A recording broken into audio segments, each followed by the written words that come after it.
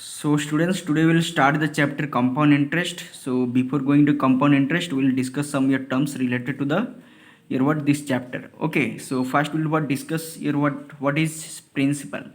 So principal is your what the money we borrowed. Okay, the money we borrowed means during your what some financial activities or to do some work we need money. Okay, so if we have don't have your what sufficient money, we borrowed some money from somebody and that money is said to be the principal and denoted by the symbol P. Then what is interest? The interest is nothing but the extra money paid by us, okay, paid by us for using the your lender's money, that is called your interest. Let you what bring here or you what borrowed 1000 rupees, okay, from anybody and we are paying 1100, means 100 rupees we are paying extra. So this 100 rupees is nothing but interest. The extra money paid by us for using the lender's money is said to be your interest, and interest is denoted by I. Next you come to rate of interest. Rate of interest is your what? The amount charges as a percentage of principal. So per 100 rupees, what is the amount the person is charging?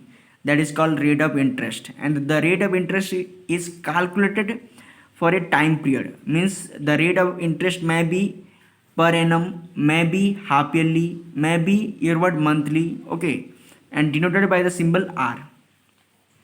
Next we come to your what time period. What is time period? The time for which we hold the borrowed money, that is called time period, and the time period is denoted by the symbol T.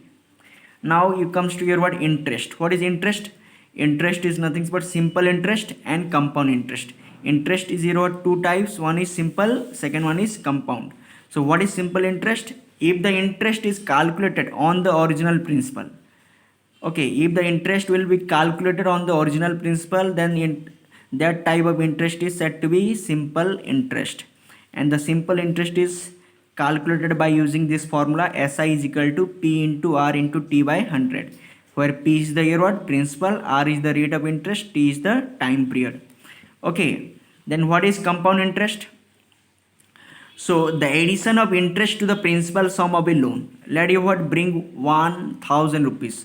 After year what 1 year the interest is 100 rupees. So that 100 will be added to that year what 1000.